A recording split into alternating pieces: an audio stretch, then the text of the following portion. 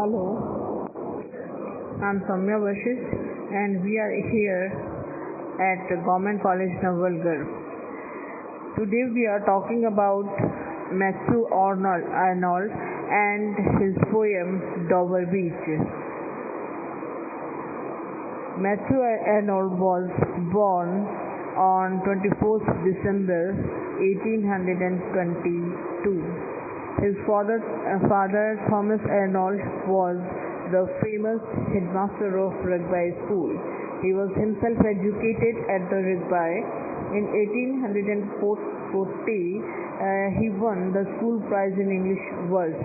In 1843, he won the New Dignity Prize for writing a poem of Cromwell at Balliol College, Oxford. In 1845, he was elected Fellow of Oriel College. He worked as a master of rugby for some years. In 1851, he was made inspector of his schools. That year, he married the daughter of Justice Whitman from 1857 to 1867. He was professor of poetry at Oxford. He died at Liverpool on 15th May 1888. His first volume of poem, The Strayed Reveller, and the other poems appeared in 1849. In 1852 was published Empedocles on the Etna and other poems. The second series was published in 1854, Merope, and Tragedy was published, and the new poems in 1868. He also wrote much of criticism. We find clarity of expression, gravity, and dignity of thought in his poems. He was classical sense of proportion and harmony. He cannot tolerate exaggeration of sentiments and or passion or emphasis, either in description or in epitaphs and imagery. He writes with a purpose and a definite aim in his mind, and his writings are free from the cloud of the passion and imagination that hang upon the obscure the expression of Keats and other romantic poets. As a poet of nature, Arnold bears some resemblance to Wordsworth. He also possessed penetration and sympathetic insight in the nature and believes in its hiding power, but is not a nature worshipper like Wordsworth. Neither does he find perpetual joy in it, nor does he recognize any mystic union with it, but takes only a detached view of it. Comparing Arnold with Tennyson, Lord de Tably says that the latter occasionally goes wrong, but Arnold is always accurate. The poem was published in 1967. The poem has expressed permission in this poem. The word is full of misery. Even the Greek poet Sophocles sang it. But in olden times, man had faith and love for each other, but that they have now lost, and instead fight with each other. The poet is reminded of it by ebbing of the sea at the Dover Beach. Then there is the poem Dover Beach, which is a fine poem written by Matthew Arnold. We can explain shortly the poem. from where it starts. Tonight the sea is calm in full tide. This is the opening line of the poem. The Strait of the Dover is shining in moonlight. There was moonlight on the French coast also, but it is not there now. It is falling on the English hills and coast. Oh beloved, come to the window. The night air is sweet. The small drops of sea water are falling upon the coast, which is shining white in the moonlight. You hear the roaring sound of the waves as they draw back and through the pebbles on the shore as the sea tide comes again. It is producing a sad musical sound. Long ago Sophocles, as Matthew Arnold said in his poem, heard such a roaring of the sea at the Greek coast. He was reminded by it and of rise and fall of human misery. We are also reminded of human misery hearing the same sound at the coast of England. Thus, in this poem, Matthew Arnold remembering Sophocles too, and his ideas and philosophy along with this poem.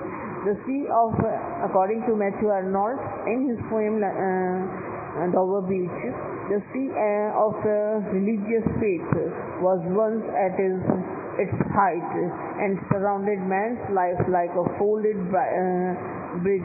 bright belt. But this sea of faith is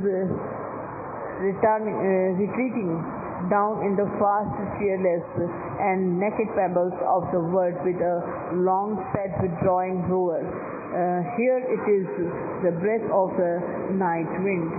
Oh beloved, let us be true to one another, because this world, though seems new and beautiful, like a land of dreams, has really no joy, love, light, certitude, peace, or help for the man in pain.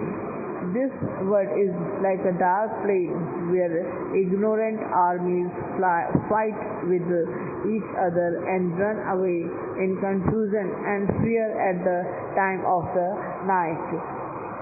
Thus, this is a remarkable poem written by William Blake, but there is some few important aspects of the poem. Hence, the sea is now not calm. The ebb and the flow of the waves has started. The waves rise and fall on the coast, and then they return. When they rise, they throw the pebbles on the shore. When they return, the water passes and the pebbles. This ebb and the flow of the waves is creating a kind of trembling music sound. It is inspired sad thoughts about the world in the mind of the poet. The poet asks his beloved to listen to roaring sound of the waves attentively. Then he says, he remembers Sophocles, who was a Greek dramatist from 496 to 406 BC at the coast of Aegean Sea.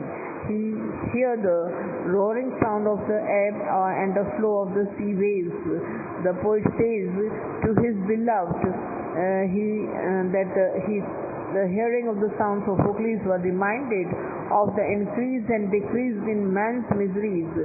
Sometimes man becomes very miserable due to physical illness or loss of the kith and kin. This is flow of miseries. After some time, he feels a bit relieved of miseries. This is its ebb, but he is never perfectly happy.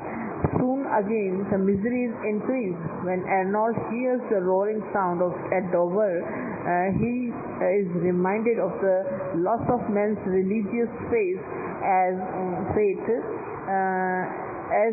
tells us in the next stanza. The poet tells us here what he is reminded of on hearing the roaring sound of the sea waves. The returning waves tell him the story of decreasing religious faith. Religious faith surrounded man's life in olden days like bright folded belt. Every man had faith in some religion. Generally, every man had faith in God and morality, but in modern scientific age, God has been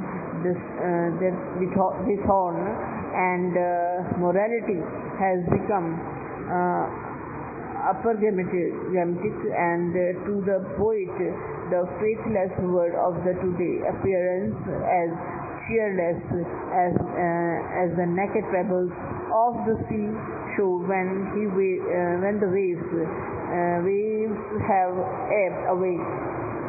And then comes to the next stanza. The poet said that the faithless word of today is a cheerless place. In the present stanza, he again puts down the idea about the word. The word is in the fact the place indifferent to man. It appears as if it is land of dreams. Man has many hopes from this world. He thinks that the world is a beautiful place and he will be able to become perfectly happy here, but this is a delusion and man is psychologically subject to. The world rather can be compared to a dark battlefield where in the darkness of the night the armies are fighting with each other. They are not of the night of the armies and are fighting with each other. They are not knowing their friends or foes. Their minds are filled with the confusion and knowing and fear. So too man is living in confusion and fear in this world. If there is any consolation in this world, can only come from the lovers becoming true to each other. The poet enters it from his beloved. Arnold's concept of nature can be well contrasted to that Wordsworth to whom man was nature of foster child. To Arnold, nature extends no joy, no love, no light, no certitude, no peace of help for man. That is, that he has to manage on the basis of each other's help. Nature is quite indifferent to man. Thus, this is a uniquely described poem and a beautiful poem written by Matthew Arnold. Thank you for today.